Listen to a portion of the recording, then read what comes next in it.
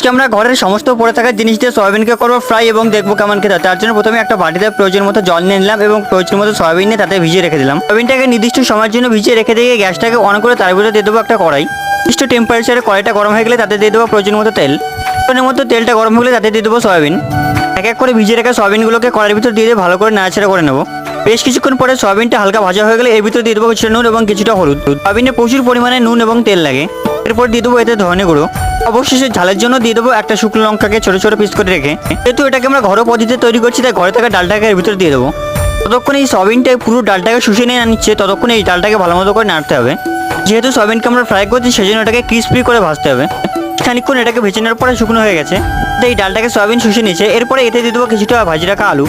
পরে কিছুক্ষণ জ্বালতে পরে ফাইনালি এটা দেখতে কিছুটা এরকম। তো চলো এটাকে টেস্ট করে দেখা যাক এটা খেতে কেমন হয়। এখন কিন্তু বৃষ্টি হচ্ছে, আর বৃষ্টির সময় কিন্তু এই ভাজা পোড়া খেতে সবারই ভালো লাগবে। তো ভিডিওটা ভালো লাগলে চ্যানেলটিকে সাবস্ক্রাইব করে একটা লাইক করে দিতে পারো।